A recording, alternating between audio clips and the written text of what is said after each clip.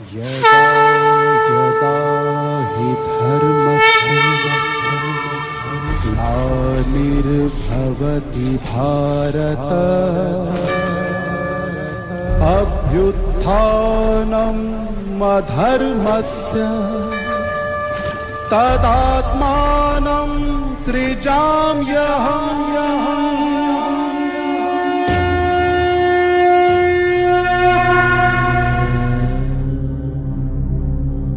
गीता में वर्णित इस प्रसिद्ध श्लोक में भगवान कहते हैं कि जब जब भारत में धर्म की अति ग्लानि हुई, अधर्म बढ़ा, तब तब धर्म की पुनर्स्थापना करने के लिए परमात्मा ने इस धरा पर अवतरण लिया है।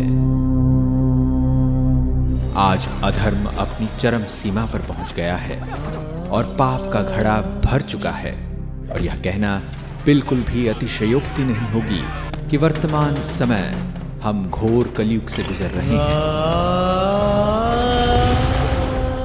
जहां एक ओर विज्ञान, तकनीक और भौतिक साधनों की अति हो रही है, वहीं दूसरी ओर जनसंख्या, प्रदूषण, हिंसा, दुख और अशांति की भी अति हो रही है। मानव में निहित मनोविकार भी अपनी चरम पर पहुंच चुके हैं। कहा भी जाता है कि अति के बाद अंत होता है।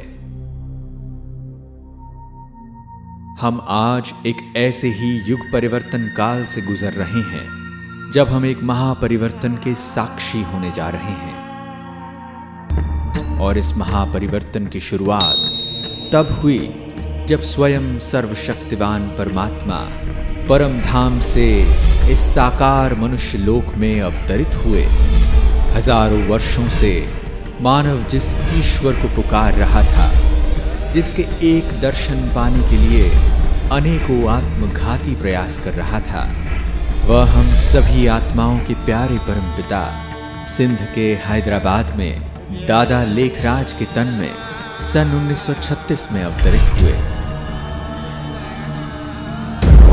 सर्वप्रथम उस त्रिकालदर्शी परमात्मा ने दादा को आने वाले महाविनाश का साक्षात्कार कराया। उन्हें प्रकृति के पांचों तत्वों का विकराल तांडव दिखाया। कहीं भूकंप, तो कहीं ज्वालामुखी, कहीं आग, तो कहीं पानी का सैलाब गांव के गांव निकल रहा है, कहीं बाढ़, तो कहीं समुद्र की उछालें ऐसी जैसे कि समूल पृथ्वी को ही काल के गर्त में समा दे।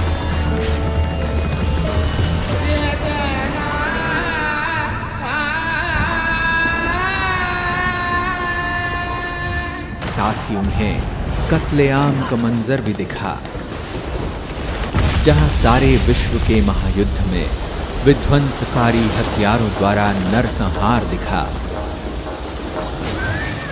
तो भारत में गृह युद्ध द्वारा खून की नदियां बहती हुई दिखी। ऐसे महाप्रलयंकारी साक्षात्कार का अनुभव करके दादा को इस विनाशी दुनिया से वैराग्य आ गया। तत्पश्चात परमात्मा ने उन्हें कलयुगी सृष्टि के महाविनाश के बाद आने वाली स्वर्णिम सतयुगी सृष्टि का भी दिव्य साक्षात्कार कराया, जिसमें उन्हें एक अति मनभावन दुनिया का नजारा दिखा। एक ऐसी दुनिया जहां चारों ओर सुख, शांति और पवित्रता थी।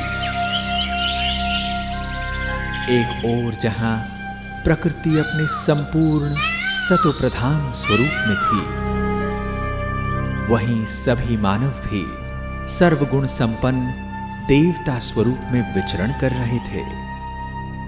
सर्व प्राणियों में भी प्रेम और सद्भाव की भावना थी। उस दुनिया में श्री लक्ष्मी और श्री नारायण का राज्य था। उस सर्व सुख से संपन्न युग में एक राज्य, एक धर्म और एक भाषा होने के कारण हर कोई सुखी और समृद्ध था। इसके पश्चात निराकार परमात्मा ने दादा को ऐसी श्रेष्ठ दुनिया स्थापन करने के लिए निमित्त बनाया और उनका अलौकिक नाम दादा लेखराज से प्रजापिता ब्रह्मा रखा तथा नियमित रूप से उनके तन का आधार लेकर सत्य ज्ञान की धारा प्रवाहित करना प्रारंभ किया और ऐसे ही शुरुआत हुई ओम मंडली की। यहां आने वालों में अनेकों को दिव्य साक्षात्कार होने लगे और धीरे धीरे यह ओम मंडली पूरे हैदराबाद में विख्यात हो गई। इस पूरे संगठन ने 14 वर्षों तक गहन तपस्या की और 1950 में ओम मंडली पाकिस्तान से भारत में आबू पर्वत पर स्थानांतरित हुई तथा ओम मंडली नाम को परिवर्तन कर प्रजापिता ब्रह्मा कुमारी ईश्वरीय विश्वविद्यालय रखा गया। ज्ञान, योग, धारणा, सेवा द्वारा प्रभु प्यार में पल रही शिव शक्तियों ने धीरे धीरे भारत और विश्व में अलग अलग स्थानों पर सेवा शुरू की। सन 1969 में ब्रह्मा बाबा अपनी संपूर्ण अवस्था को प्राप्त कर अव्यक्त हो गए, परंतु परमात्मा द्वारा स्थापित किया गया यह अविनाशी यज्ञ आगे बढ़ता ही गया और आज सारे विश्व में फैल चुका है। 8 दशक पूर्व परमात्मा ने ब्रह्मा बाबा को भविष्य में होने वाले महापरिवर्तन के जो नजारे दिखाए थे वे आज हमें साक्षात देखने को मिल रहे हैं। आज हम बारूद के ढेर पर बैठे हैं। पूरी पृथ्वी को कई बार नष्ट कर दे इतने परमाणु हथियार आज हमारे पास हैं। 2 विश्व युद्ध तो हम देख चुके हैं और तीसरा विश्व युद्ध कितना विकराल हो सकता है उसका अनुमान हम लगा सकते हैं। वायुमंडल में हो रहे परिवर्तन भी हमारे सम्मुख हैं। ग्लोबल वार्मिंग आज पूरी दुनिया के लिए चिंता का विषय बन चुका है।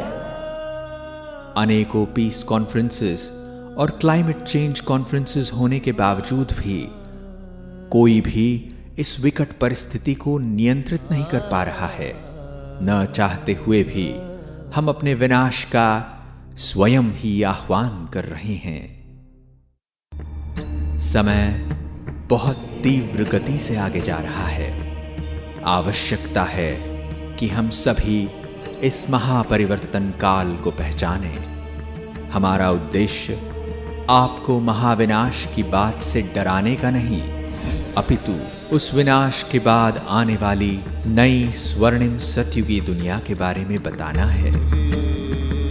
इस परमात्मा अवतरण की वेला के महत्व को जान परमात्मा द्वारा बताई जा रहे श्रीमत को अपने जीवन में धारण करने से ही हम उस दुनिया में जा पाएंगे। इस ईश्वरीय ज्ञान का लाभ विश्व की हर आत्मा ले सकती है, क्योंकि हम सभी आत्माएं उस परमपिता परमात्मा की संतान हैं और यह ईश्वरीय ज्ञान हमारा जन्म सिद्ध अधिकार है। याद रहे, अभी नहीं तो कभी नहीं। ओम शांति।